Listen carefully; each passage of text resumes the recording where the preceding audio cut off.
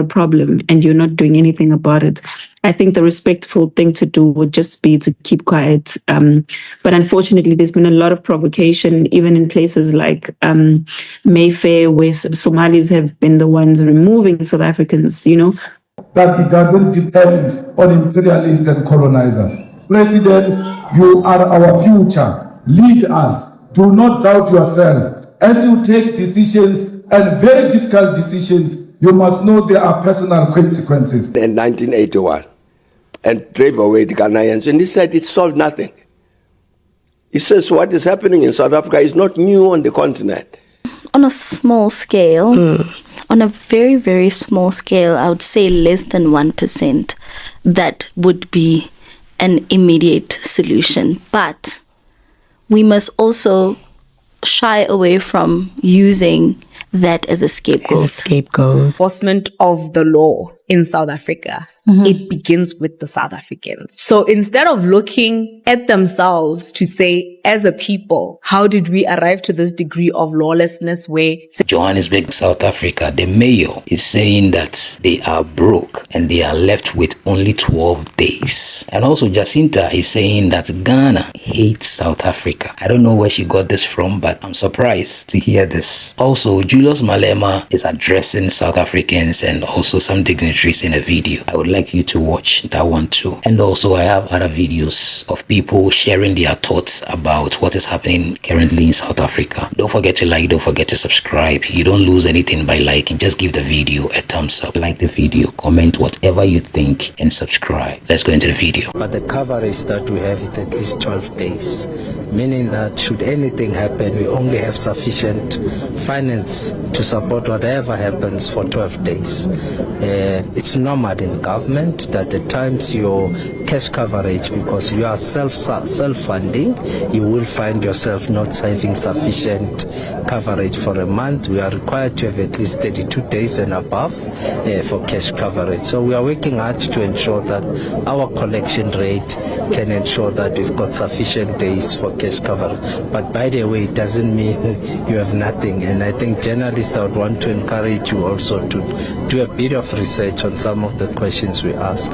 National Treasury, we have finalized the issues with National Treasury.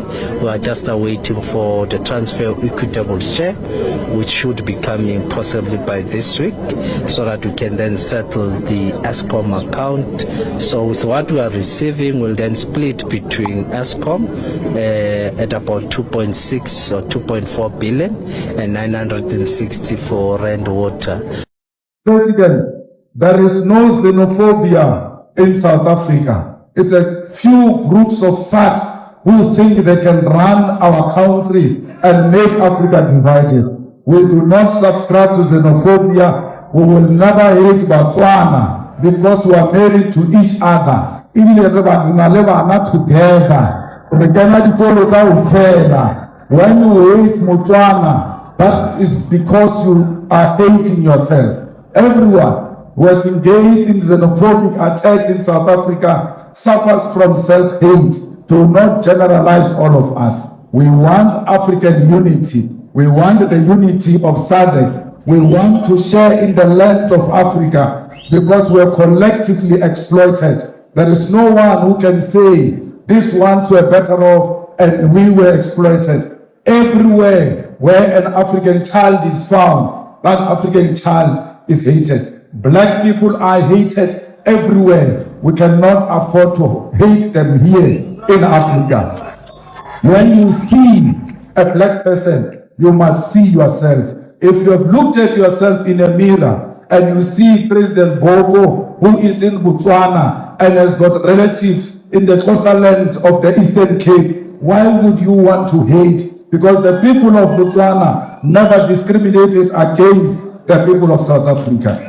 This continent shall one day be one. The imperialist forces will be defeated. This continent will one day benefit from its land, from its minerals, and ensure that it doesn't depend on imperialists and colonizers. President, you are our future. Lead us. Do not doubt yourself. As you take decisions, and very difficult decisions, you must know there are personal consequences. But you must be prepared to face those consequences. And if those consequences means prison, if those consequences means death, make sure that you are not scared to confront death, because victory is certain. They will never kill all of us. They will never imprison all of us. They will never imprison our ideas. Your ideas are out there. Africa is celebrating your achievement and BNF achievement. You did something very historic, and I can tell you, we celebrate you and we admire you, and we learn from you, and we'll one day have a progressive government in South Africa, the same way you have a progressive government here in Botswana. Nationals and documented foreign nationals. As a country, this movement that we are experiencing, what led to this concern in South Africa and at times getting out of hand? I am sure, Sophie, that you listened to the lecturer yesterday, Professor Fayemi from Nigeria. And he made a very important point. He said in 1969, Ghana did the same thing about Nigerians in Ghana and said, we don't want these undocumented nationals, and they attacked them, people ran away. Nigeria retaliated 10 years later, 1979 and 1981, and drove away the Ghanaians, and he said it solved nothing. He says what is happening in South Africa is not new on the continent. And our experience on the continent says these things that we did in Ghana, these things we did in Nigeria, which you are repeating here, didn't solve anything. They drive us against this unity which we need. And if South Africa, a very simple matter, Sophie, the African Continental Free Trade Area, our country, our government, everybody has welcomed this thing very warmly, and I agree. And one of the arguments, a very correct argument, that it would enable the South African economy to access the rest of the market on this African continent, this free trade area. What happens if the rest of the continent says we're going to boycott South African products? What happens to South African economy? You are beating us up and you want us to buy your oranges and wine or whatever. We're not the oil. And all of that. And we're not going to sell you anything and won't buy from you. You can't survive. South Africa cannot survive outside of the rest of the continent, which is what Professor Fayemi was saying. Ghana and Nigeria could not survive without each other. So this business of attacking one another was wrong, and was proved to be wrong. Same here. And I had said also, so if we've got it's a genuine complaint that is being raised about high levels of unemployment. It's correct. It's genuine. Issues that are being raised about high levels of crime, that's correct. That's genuine. What is not genuine, what is not correct, is to say the reason we have high levels of unemployment in South Africa is because of foreign nationals. It's not. It's because we as South Africans, as this leadership, as government, as businesses, we have not solved these economic challenges of South Africa. There's nothing to do with somebody who's coming from outside. Why are we blaming other people for our own faults? We've got to solve the problem of unemployment in South Africa by looking at how the South African economy is functioning, what's gone wrong in the past, what is it that we need. I just want to know from Cameroon, I haven't heard much from you guys. I've watched some of your videos, and I just want to get like the general perception, because we don't have a lot of Cameroonians in South Africa, and haven't heard anything from them. I mean, we've got a lot of countries in South Africa that we know don't bother us much. Namibians are peaceful people. You'll hardly even see them around. For example, they're just living their lives. Botswana people, Swatis, those are people that we consider our cousins, because they treat our country with love and respect, and which is something that we criticize a lot with some of the other migrants who are here. So I haven't heard anything from Cameroon. I mean, we've never had issues with Cameroonians. I mean, it was the same thing with Ghana until we realized that maybe they're also on that hating pedestal of everyone else, of claiming that there's people who are dying and all of that. So what is your take, genuinely, of what the perception that side is from other Cameroonians about South Africa? Well, I would say that Well, the situation, not South Africa, but the situation. Yeah. the situation. Okay, so I think the first thing is Cameroonians are a bit worried because they are not sure if the fight is against illegal immigrants, the undocumented or foreign nationals in general. Because on June 30th, a lot of them reached out that they are hiding in their respective houses, and then they equally learned that some of the activists were marching from one residence to another, dragging these foreign nationals out, whether they're documented or not. So they are scared and they're worried. And then there was equally a video of a Cameroonian man who was, I think his head was broken during the march. So Cameroonians were like, but what is going on? What are they actually fighting for? Is it foreign nationals or undocumented? So maybe, so that they're in between as far as this is concerned. Yes. Yeah. No, I hear that, and I can respect that. Like I said, we try our best to control and manage the situation as much as we can, and we do apologize to those who have been affected wrongly, people who are documented and so forth, and we haven't been causing any problems in the country, and we will go out of our way to make sure that we continue to spread the message of who we want the government to deal with, really, which is undocumented migrants and these foreigners who are behaving themselves in a negative way. And yeah, we're hoping that eventually the situation will settle down calmly, and those who are not supposed to be here will respect the call to leave the country without them having to be, because I think the whole thing was just about the boisterousness of foreigners saying we're not going anywhere. That's very provocative to people who are genuinely heeding a call to their government to say, listen, we've got a problem and you're not doing anything about it.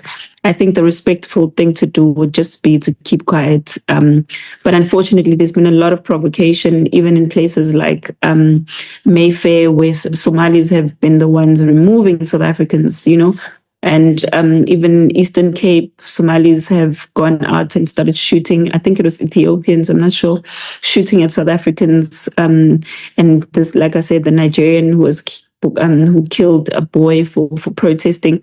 All of those things are signs of provocation. And that's why we don't want it to get to that level, because some people get so angry that they don't even care whether people are documented or not, and start just being angry at foreigners in general, even to those who don't deserve that treatment. So we're going to go out of our way to make sure we continuously emphasize the message of it being about undocumented illegal migrants and not everyone. But I just really want to heed the call to the ones that we do know are problematic to just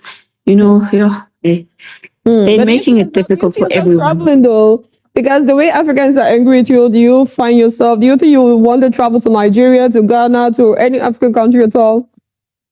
There are African countries that I'll travel. I mean, others I don't even have a desire to go to. I'll go to Namibia, for example, Botswana, I go to Swaziland all the time. So I don't have an urge really to go if I'm not wanted. If they don't want me for what I'm doing, I'm at peace with that. But one thing I know that I'm not going to do is sit back and allow South Africa to die because I'm scared of being liked or not liked. I mean, at the end of the day, whether people like me or don't like me, the country has to have a future, and it's beyond just it being about me. Because the biggest misconception they have is to think this is about JACINTA. It's not about JACINTA. It's about the entire South Africa. So a lot of South Africans are just fed up. Now we are taking over that too. And when we were telling them, it's not wise to build in a foreign land, they thought it's a joke.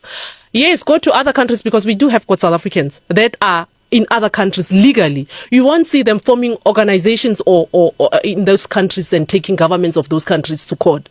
South Africans are well-behaved people globally. You won't see South Africans flooding foreign prisons where they are expecting citizens of those countries to feed them like we are doing in South Africa. Now, how can you go to Nigeria? You won't find even 10 South Africans in their prison.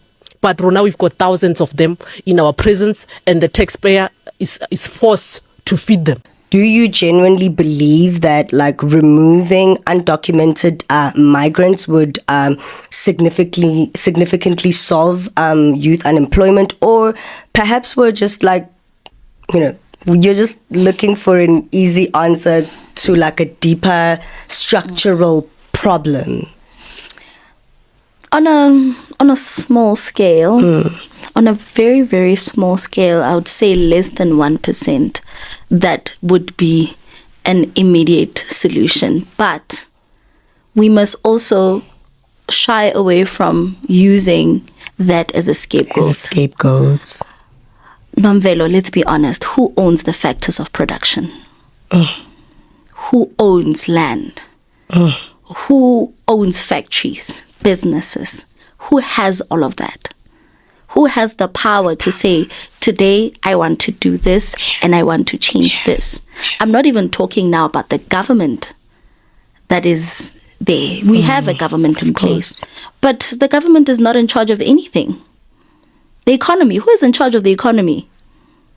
Who is truly in charge of the economy? You go to our retail stores, look behind every package that you see. There is something called, there's a sticker at the back. It's blue. I don't know if I'm allowed to say the name. It's blue at the Say back. it, my girl. Unilever. Who owns Unilever? How many products do Unilever facture on a daily basis?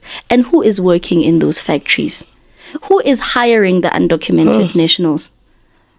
Who is doing that? Because yes, we'll chase them away, but they will go and bring them back. They'll find a way to bring them back. Because also, our borders, I don't even think that it's a conversation that we need to keep on having.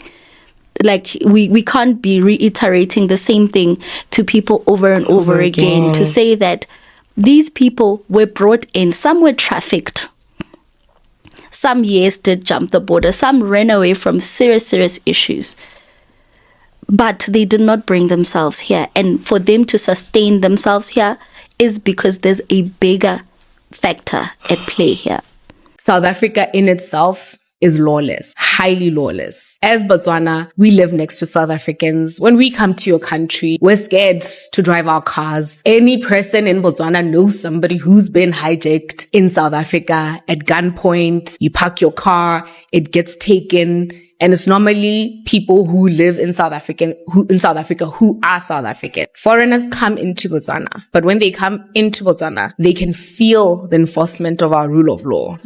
If there's no enforcement of the law in South Africa, it begins with the South Africans. So instead of looking at themselves to say, as a people, how did we arrive to this degree of lawlessness where certain things like this can prevail? It's now to point a finger on the foreigners. There are people who come here to Botswana and they try to bribe our immigration officials or officers, and they don't take that bribe. We're like, no, we're not taking that. But within your country and within your rules, you don't enforce them. There's a lawlessness. So it's like, oh, it's okay for South Africa to be lawless amongst us as South Africans. But it's not okay when that lawlessness happens, extends to other people. And it's like, but it began with the foundation of how you are in the country as a people. And when people came in, they realized like, oh, okay, this is how it is. This is no man's land. It's for all of us. So therefore, let's get in and do what we want to do. But I haven't got a reason to give you as to why I was being arrested. And I was being intimidated and my property vandalized when these March people came looking for foreigners. Okay, fine. I like to bring it to the public's notice that they did find foreigners on my property, but they were not my tenants. They were housed in my property by someone else that was trying to avoid the police and the March people. So I tried to explain to the police and the March people that these people are not my tenants. I don't have foreigners on this property. If you find them, then they on their own accord. Or either they related to some of the Zulu people that are living there. So when they arrested me, they did not read my rights to me and did not give me a reason as to why I'm being arrested. But they made a spectacle of me being handcuffed and loaded into a van. Up until I reached the police station, they did not give me a reason for charging me, or they did not even charge me because they didn't know what and why and how to charge me, and they never gave me a reason as to for what they're charging me. So I therefore engaged an attorney to speak on my behalf, and even they couldn't give him an answer, and they said they will lay a charge on me when they're good and ready. And I had to spend practically half a day at the police station trying to reason with them, but they did not want to listen to any reason. I could not. I think they were just being amused and throwing their power around and getting satisfaction out of arresting me and making a spectacle out of me, and I do not appreciate that. And I just want the public to know that the impression they got from the social media is not exactly what happened. And I don't have, anybody can come and inspect my property and they'll find no Malawis on my property. But those that they found are not my tenants. Most probably they must have been visiting, but they did not want to listen to reason. I don't know for whatever, but that's not how they should conduct this march and the manner in what they had done to me. And I just want you all to be aware of whatever happened did not happen because of any logical reason. I cannot comprehend it till now. I just want to make it really clear to gangsters that I am not going to tolerate your extortion of spaza shops.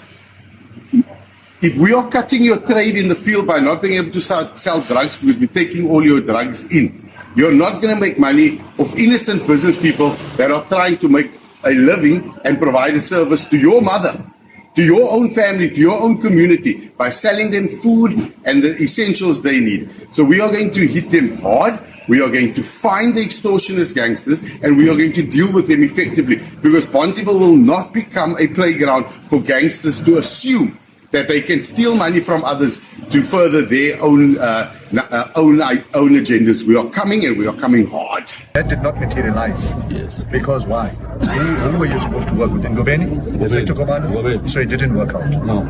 So you see where the problem lies. We give instructions, we give a direction to work together. People do not comply with those instructions. And no one told me up to now that you called me on a Saturday to say, look, this operation didn't take place. Now we're going to lead up to this. The second thing is, the guy that's arrested here, what is he arrested for? We are not sure, but they said it's GBH. If he's arrested for GBH, I must contact now the branch commander. I must get that docket. I must see the merits of the docket. Before I can answer you, let me see what is the merits of the docket. Can we charge him? Can we release him? Does he do after hours bail application? We must follow the processes. The crime has been committed according to the Zimbabwean, right? He alleged that there is a crime that's been committed. Let us investigate it. You can come with me, whoever is involved here. Let us go and check the docket and we take it from there. And we solve the problem. Yeah, okay. That's what needs to happen. It's a process. Another thing before you go, because what I'm saying is, we've given our commitment last week. I think it was last week, Monday. Yeah, last week. We've given our commitment. We don't want to go back. We don't want to end up in a process now where we're going to end up fighting each other.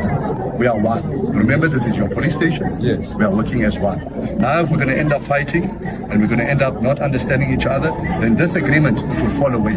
Then I'm going to go back to the old agreement. We will work when we want to work. But I gave you that commitment. If you come with a plan, you come with an identification, you say, that house, that business, that house, that business. Let's work together. Let's put an open... Remember, you must give me information. As a community, you give me information. Then we must act. And then we give... Siguphi, South Africa. The whole JOBURG is closed. All the shops are closed. Hayibo. Hayi mina ngazibona nje. Izitolo zivalwe zonke. Kanti labantu bavumbuka phi ke bonke ke manje? Kusho ukuthi ama South Africans awana ama business. Akusho ukuthi anina ama business kuvalwe yonke into. Look at this. Look at this.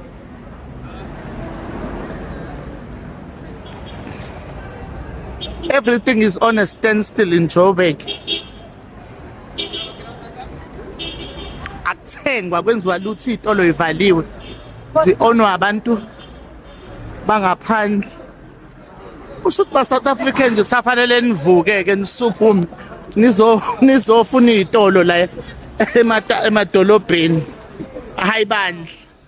Papa yini? You see, if you watch this video to the end, you will see the last video. The guy's talking about how all the shops in Johannesburg have been closed. And I don't know if that is also a factor of Johannesburg being broke, because these shops, I'm very sure they also pay taxes. And most of these shops are owned by foreigners. So if that is the case, probably it might be a factor, you know, it can be a factor actually of Johannesburg in general or its economy going down. And Jacinta, I don't know, but listen, I don't know why South Africans are now beginning to turn this against Ghana, Nigeria, and anyone who talk about what is happening in South Africa, because what our ambassador has been doing is just to voice out what is happening. There are Ghanaians in South Africa, things are happening to them. Recently, I shared a video. There was a Ghanaian that was unalived in South Africa. His body has been transferred back to Ghana. People are dying, and it's not only one Ghanaian. There are Ghanaians that we have heard have been unalived. You understand? So if the ambassador is talking about it, that is not hate. He has decided not to be diplomatic, because cases like this, we can't do that, because we value our people. We value their lives. So we can't be diplomatic about someone who has been unalived. People who shops have been looted. We cannot be diplomatic about it, because he has said it several times that he has reported some of these cases to the police and some of these security agencies, and nothing has been done. You understand? So what do you want the person to do? Definitely he's going to go out there and say it as it is, because like when he brought it to you, you people acted. Nothing will be said. You understand? That's where so I don't know where this thing is coming from, and South Africans are now saying Ghanaians hate them. Ghanaians never hate South Africans. To date, Ghanaians will never hate South Africans. Never. We still have South Africans working here, living here. We will never. Thank you so much for watching.